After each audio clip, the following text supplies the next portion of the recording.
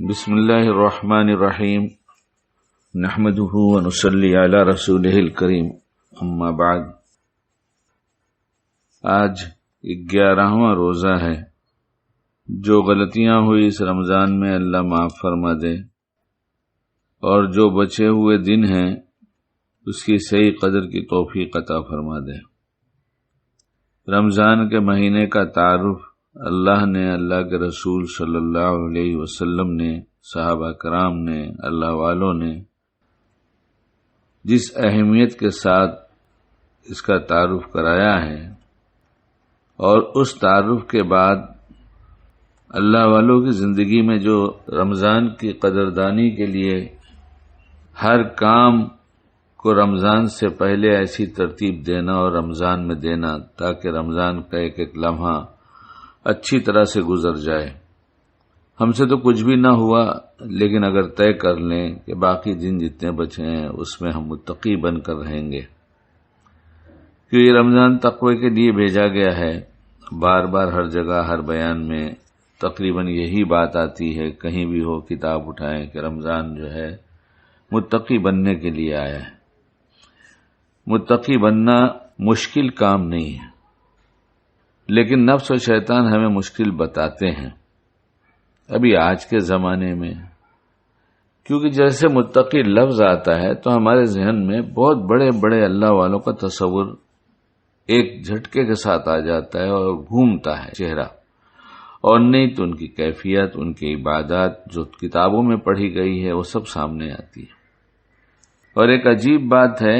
کہ یہ متقی سوچتے ہی یہ جن کے چہرے آتے ہیں، یہ جن کی یادیں آتی ہیں، جن کی باتیں یاد آتی ہیں، جن کے مضامین یاد آتے ہیں،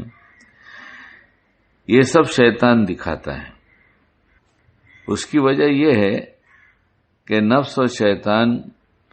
کو اگر کوئی کام ہم آسان بتا دیں گے، ہم کسی کام کو آسان سمجھیں گے اور کام بہت اہمیت والا ہوگا تو ہم اسے کچھ کرنے کی کوشش کریں گے، لیکن اس کام کو نفس شیطان بہت ہی مشکل بتاتے ہیں۔ یہ بڑے بڑے اللہ والوں اور متقیوں کے نام جن کے روشن ہیں،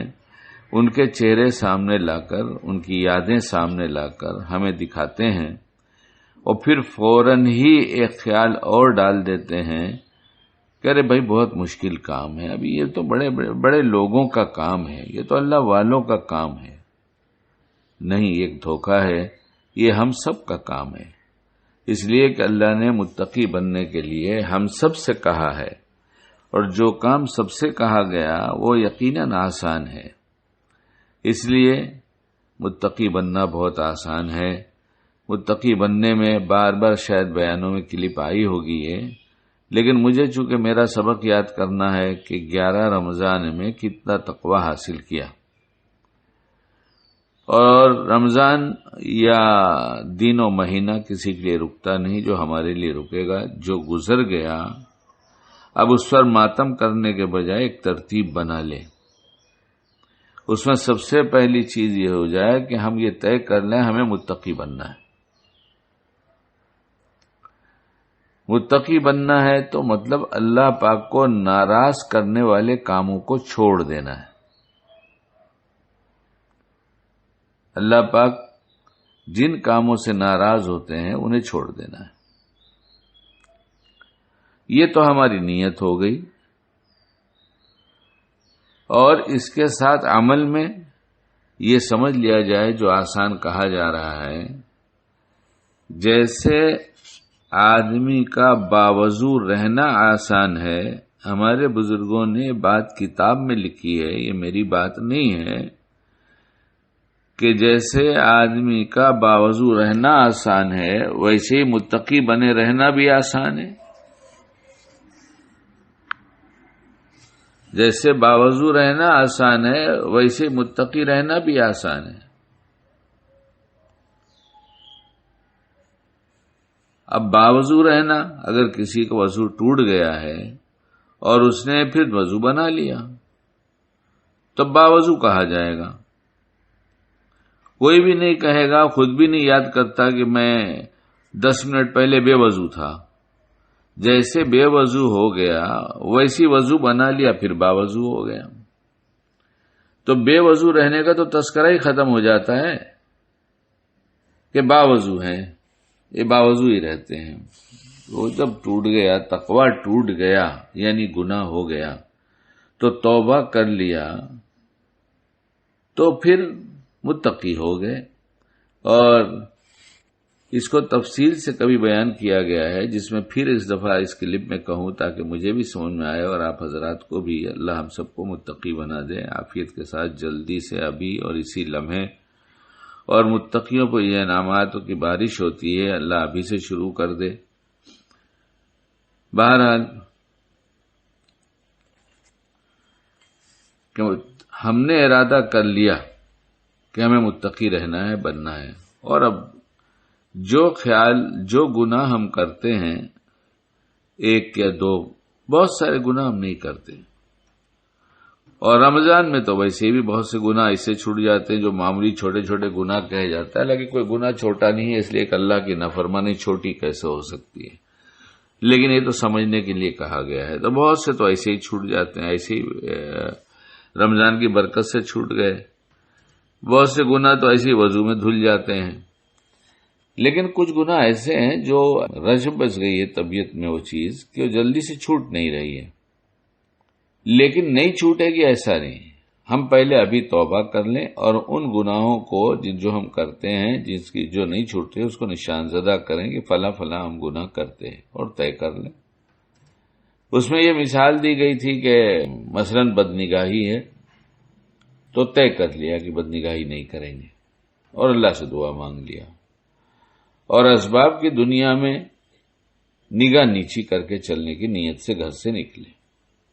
اور راستے میں بار بار یہ سوچتے رہے کہ اللہ پاک مجھے دیکھ رہا ہے، اللہ پاک میرا دل دیکھ رہا ہے، اللہ پاک میرے ساتھ ہے۔ یہ راستہ چلتے ہوئے ایک خیال کہ اللہ پاک مجھے دیکھ رہا ہے، اللہ پاک میرا دل بھی دیکھ رہا ہے، اللہ پاک میں جو سوچتا ہوں اس کی خبر رکھتا ہے۔ یہ دو فرشتے بیٹھے ہیں، کوئی برائی کا کام کروں گا تو یہ لکھ لیں گے، خصوصاً بدنگاہی نہیں چھوٹتی، یہ فرشتہ لکھ لے گا، تو میرا آج کا روزہ خراب ہو جائے گا، اس لیے میں بدنگاہی نہیں کروں گا۔ یہ تصور بار بار کہ اللہ دیکھ رہا ہے، اس تصور سے بہت فائدہ ہوتا ہے۔ اللہ ہمیں عمل کی توفیق دے دے۔ کرنا کیا ہے؟ صرف یہی سوچنا ہے اللہ پاک مجھے دیکھ رہا ہے، اور اپنی زبان سے کبھی کبھی کہہ بھی دینا ہے تاکہ زبان کے بول کا اثر کان کے ذریعے دل میں اور تیزی سے اثر کرے۔ دیکھنا شکیل اللہ پاک دیکھ رہا ہے، دیکھ تیرے ساتھ ہے، دیکھ دنیا تجھ کو نیک سمجھتی ہے، تو کتنا غلط کام ہوگا تو بدنگاہی کرے گا تو کتنا بڑا جرم ہے، حرام ہے، ایمان کی حلاوت جاتی ہے، اللہ کے نام کی لذت جاتی ہے، نماز کا کیف ختم ہو جاتا ہے، کتنے بڑے بڑے نقصانات ہیں۔ اور ایک تو یہی سب سے بڑا دھوکہ ہے کہ دنیا تجھے نیک سمجھے اور تو ایسا برا کام کرے، حرام کرے۔ حرام کرنے والا کوئی نیک کیسے ہو سکتا ہے، متقی کیسے ہو سکتا ہے؟ اس لیے تھوڑی سی اللہ سے بات کر لی جائے اور اپنا ارادہ کر لیا جائے کہ میں نگاہ سوچ کر اٹھاؤں گا، بغیر سوچے نگاہ نہیں اٹھاؤں گا کہ کیا دیکھنا ہے، اور دیکھنا تو ہوگا ہی، جب سڑک پر ہیں، راستہ ہے تو دیکھنا تو ہے ہی۔ اس لیے جب روڈ کراس کرنا ہے، کوئی سواری دیکھنا ہے، رکشہ پکڑنا ہے، کسی دکان پر جانا تھا، وہ دکان قریب آ رہی ہے تو نگاہ اٹھا کر دیکھنا ہے کہ دکان ہے کہ نہیں، آ گئی کہ نہیں ہے، مجھ تک پہنچ گئے نہیں پہنچے، تو یہ تو ہوگا ہی، یہ نہیں ہوگا ایسا نہیں ہے، نگاہ تو اٹھانی پڑے گی، اس کے بغیر تو چل ہی نہیں سکتے۔ لیکن اٹھانے سے پہلے اگر وہی سوچ لیا کہ اللہ پاک دیکھ رہے ہیں، اللہ پاک مجھے بچائیے، میں بدنگاہی نہیں کرنا چاہتا، اب نگاہ جو اٹھایا تو کسی نامحرم پر پڑ گئی، تو فوراً نگاہ نیچی کر لیا، فوراً اس کی عادت بنا لیا، مانگا اور اس کی عادت بنائی کہ میرا اللہ دیکھ رہا ہے، میں کیسے دیکھوں گا؟ تو یہ نہ دیکھنا یہ ایک ایسا عمل بن گیا کہ ہم متقی لکھ دیے گئے کہ اس نے اللہ کی محبت میں، اللہ کے ڈر سے اس نامحرم کو نہیں دیکھا، تو گویا اس وقت یہ متقی ہو گیا۔ اور یہ اس نے صبح میں طے کر لیا تھا، اور دوپہر تک بازار میں بہت سارا کام بازار میں ہی رہتا ہے، بازار کے کام ہے اس کے، اور اب تک جو بچا رہا تو اس پر شکر ادا کرتا رہے. جن جن عورتوں پہ نگاہ پڑی اور آنکھوں کی حفاظت اللہ نے کر لی اپنی مہربانی سے، تو فوراً اے اللہ آپ کا احسان ہے، آپ نے بچایا مجھے، آپ نے بچایا، پروردگار آپ نے بچایا، مجھے اپنے نام کی لذت دے دیجیے، آپ مجھے اپنے ایمان کی حلاوت دے دیجیے، اور ہمیشہ ہماری آنکھوں کی حفاظت عافیت کے ساتھ فرمائیے. ہم اسی بازار میں رہتے ہیں، رہنا ہی پڑتا ہے، لیکن جیسے آپ نے مجھے اتنی دفعہ بچا لیا، اتنی دیر، اتنے گھنٹے بچا لیا ہے، ویسے ہمیں پورے دن، پوری زندگی ہماری آنکھوں کی حفاظت فرمائیے اور ہر گناہ سے ہماری حفاظت فرمائیے. اور یہ اتنی دیر کا شکریہ ہے اللہ کا، اور شکریہ سے نعمت بڑھے گی. میرا ذاتی کمال نہیں، مجھے اللہ نے بچا لیا. اور اگر اللہ نہ کرے نگاہ رک گئی اور خطا ہو گئی، تو اس وقت پھر جیسے کیچڑ پڑ گیا کپڑے پر، پیجامے پر، تو دھو کر آدمی صاف کر لیتا ہے. وضو ٹوٹ گیا تو وضو بنا لیتا ہے. اسی طرح پھر توبہ کر دی جائے کہ اللہ میں دیکھنا تو نہیں چاہتا تھا، لیکن میرے نفس نے دھوکہ دیا، میری نگاہ پڑ گئی اور میں نے پھر یہ غلط حرکت کر لیا، مجھے معاف کر دیجئے، مجھے معاف کر دیجئے، میں توبہ کرتا ہوں، میرے اللہ میری توبہ قبول کر لیجئے، مجھے معاف کر دیجئے. اب دل سے توبہ ہو گئی تو اب یہ جو ہے گناہ مٹ گیا. یعنی صبح سویرے سے لے کر دوپہر تک بچتا رہا، کئی گھنٹے بچا. اب یہ تھوڑی دیر کے لیے اس کی توبہ ٹوٹ گئی، تو جتنی دیر ٹوٹی رہی اتنی دیر کے لیے متقی نہیں رہا، غیر متقی ہو گیا تھا، لیکن توبہ کر کے پھر متقی بن گیا. اسی طرح اگر شام تک کرتا رہا اور رات میں کئی دفعہ بھی توبہ ٹوٹ گئی، تو اور ہر دفعہ اس نے توبہ کر لیا اور پکا ارادہ کر لیا کہ میں نہیں دیکھوں گا، تو اس پکے ارادے کی وجہ سے ہم ابھی سے پھر متقی ہو جائیں گے. تو متقی رہنا تو بہت ہی آسان ہے. یہ کہا کہ تقویٰ تمہارا ٹوٹنے نہ پائے، نہیں، کوشش کریں گے ٹوٹنے نہ پائے. ٹوٹ جائے تو پھر پلٹ آؤ جلدی سے اللہ کی طرف کہ اللہ تعالیٰ مجھ سے غلطی ہو گئی، میں چاہ نہیں رہا تھا لیکن پھر بھی ہو گئی. تو یہ اس طرح سے کرنے سے، اور رات کو سوتے وقت پھر سے توبہ کر لیا، تو ہم ہر وقت کے متقی رہیں گے، تھوڑی دیر کے متقی نہیں رہیں گے. تو یہ سوچ کے ذریعے کہ اللہ پاک مجھے دیکھ رہا ہے، اور یہ سوچ باہر استعمال کر کے اپنا امتحان ہوتا ہے، اور نماز میں دھیان لگا کر مشق کی جاتی ہے. نماز میں جتنا دھیان لگا رہے گا، اور دھیان لگانے کی کوشش کرنا ہے کہ اللہ پاک مجھے دیکھ رہے ہیں، میرا قیام دیکھ رہے ہیں، میرا رکوع دیکھ رہے ہیں، میں تلاوت کر رہا ہوں تو میری تلاوت سن رہے ہیں، میں سجدے میں جا رہا ہوں تو سجدہ دیکھ رہا ہوں. بس جو کام ہم کرتے ہیں، بس ایک خیال بار بار آتا ہے کہ میں اللہ پاک مجھے دیکھ رہا ہے. تو یہ خیال جمتا رہے گا مسجد کے اندر، اور اس کا صحیح استعمال پھر جا کر بازار میں ہونے لگے گا، اور پھر یہی نہیں بلکہ ہر برائی سے بچنا آسان ہو جائے گا. اب رمضان میں ایک مشق یہ کر لیا کہ آنکھ کی حفاظت کریں گے، اور زبان کی حفاظت تو اور بہت بڑی اہم چیز ہے. زبان کی حفاظت، ہم کچھ بھی بولتے رہتے ہیں، اس لیے سوچ کر بولیں گے،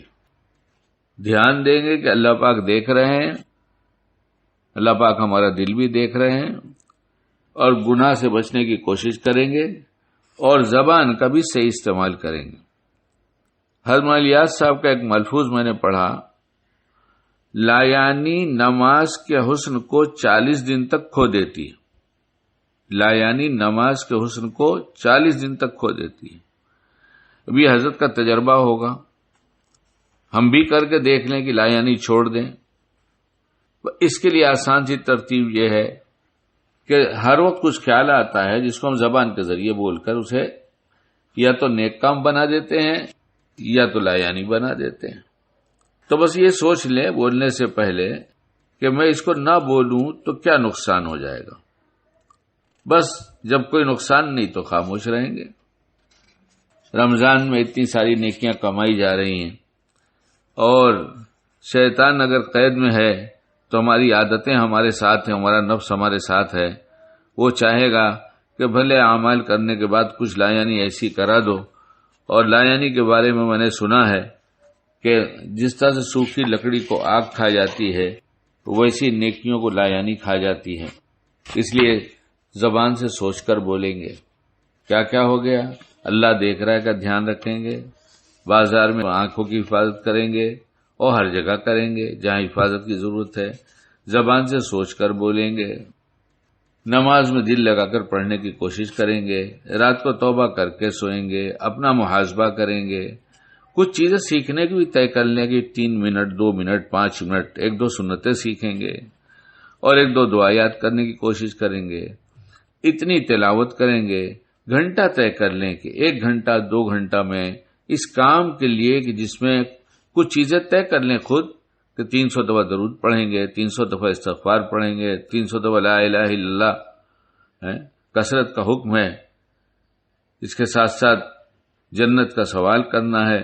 دوزخ سے پناہ چاہنا ہے، اور یہ حساب کتاب شام تک اعمال کرتے ہوئے جب وقت طے کر لیں گے کہ 1 گھنٹہ یہ عمل کرنا ہے، آدھا گھنٹہ یہ عمل کرنا ہے، اور موبائل میں تو ہر وقت یہ 5 منٹ باقی ہے، ملاقات ہے، کوئی کام ہے، 3 منٹ میرے پاس ہے، موقع ہے، بس موبائل تو نشان لگا کے رکھا ہے اور فوراً قرآن پڑھنا شروع کیا۔ کتنے لوگوں نے 3 منٹ 7 منٹ بچا بچا کر کئی پارے پڑھ لیے اور کہا میرا وقت بیکار جاتا تھا، یہ سب کام میں لگ گیا۔ اس لیے 11 رمضان گزر چکے، اب ہم اپنی کچھ ترتیب بنا لیں، کچھ وقت پہلے طے کریں کہ 1 گھنٹہ 1.5 گھنٹہ 2 گھنٹہ مجھے اللہ کی یاد میں لگنا ہے، اس کو مختلف اعمال میں بانٹ دیں، ایک عمل کریں گے تو تھک جائیں گے، قرآن کی تلاوت بھی ہے، اس میں بہت چیزیں جو میں نے کہا وہ سب بھی ہے، اور رات کو سونے سے پہلے توبہ ضرور کریں گے، اور نعمتوں کو جس کو اللہ نے جتنی نعمتیں دیا ہے اس کا شکر بھی ادا کرتے رہیں گے، اس کے صحیح استعمال کی توفیق مانگتے رہیں گے اور غلطیوں پہ پچھتاتے رہیں گے۔ انشاءاللہ رمضان اچھا ہو جائے گا، اور اب ان کی پسند کا بن گیا تو پوری زندگی اچھی بن جائے گی۔ اللہ تعالی ہم سب کو کہنے سننے سے زیادہ عمل کی توفیق عطا فرمائے۔ اللہم ارزقنی طیبا واستعملنی صالحا، اے اللہ حلال رزق عطا فرما اور عمل صالح کی توفیق عطا فرما۔ ایک بات افطار کے وقت کی ہے یہ کہ دن بھر کی بھوک کے بعد اتنا لمبا روزہ ہے، پیاس بھی ہوتی ہے، بھوک بھی ہوتی ہے، تو یہ تو معلوم ہے، سبھی جانتے ہیں کہ غروب سے پہلے کھا نہیں سکتے، اور وقت ہو جائے غروب ہو جائے تو افطار میں دیر نہیں کرنا چاہیے، وقت پہ افطار کر لینا چاہیے، دیر نہیں کرنی چاہیے۔ تو افطار کرنے میں وقت میں تو جلدی کرنی چاہیے کہ جلدی ہو جائے، دیر نہ کرو، وقت افطار کر لو، لیکن افطار کرتے وقت جلدی افطار نہ کیا جائے۔ ایسا ہے تو جیسا لگتا ہے کوئی کھانا اٹھا کے لے کے چلا جائے گا، تو اگر ایسا ڈر لگتا ہے تو کچھ چیزیں طے کر لیں کہ ہمارے یہاں مسجد میں اذان کتنے بجے، نماز کے لیے کتنا موقع دیا جاتا ہے۔ آج کل تو مسجدیں بند ہیں، جہاں بھی جماعت ہوتی ہو، جہاں بھی لوگ پڑھتے ہوں، خود اپنی ہی پڑھتے ہوں، اس کا ایک وقت طے کر لیا کہ بھئی ہم ایسا کرتے ہیں کہ پہلے کھجور اور پانی کے ساتھ افطار کر لیتے ہیں، نماز پڑھ لیتے ہیں، پھر اطمینان سے بیٹھ کر کھا لیں گے۔ جب ان دونوں چیزوں سے فارغ ہو گئے کہ افطار ہو گئی اور نماز ہو گئی، تو کھائیں اطمینان کے ساتھ بیٹھ کے، جلدی کیا ہے، اور اس میں بھی بہت خیال رکھا جائے کہ نفع کی چیز کھائی جائے جس سے تندرستی ہو، کھانے کی کوئی ترتیب ہونی چاہیے، کس چیز سے پہلے کیا چیز کھائے، کیا چیز بعد میں کھائے۔ آپ کوئی چیز ایسی کھانا چاہتے ہیں، بھنی ہوئی، تلی ہوئی، سیکی ہوئی، کھائیے، کون منع کرتا ہے، نفع کی کھائیے، اور کس ترتیب سے کھانا ہے کہ گرم کھانے پر ٹھنڈا پانی نہیں پینا ہے، پھل کھا کر پانی نہیں پینا ہے۔ اس طرح سے کچھ اصول اور آداب سیکھ لینا چاہیے، معلوم کر لینا چاہیے، اہل علم سے پوچھ لینا چاہیے، اور اپنی پوری ترتیب کو رمضان میں اس طرح سے صبر کے ساتھ گزارنے کی کوشش کی جائے کہ ہمارا صبر بہت بڑی چیز ہے۔ صبر کا مطلب نہیں صرف مصیبت آ جائے، نہیں، ہر وقت ایک صبر کا اور شکر کا موقع رہتا ہے۔ اس لیے یہ کام اگر بھی ترتیب ہونے لگے گا سب، تو اس ترتیب کا اثر پورے سال اور پوری زندگی پر پڑے گا، اور انشاءاللہ ہمارا وقت ضائع ہونے سے بچ جائے گا۔ اللہ ہم سب کو عمل کی توفیق عطا فرما دے۔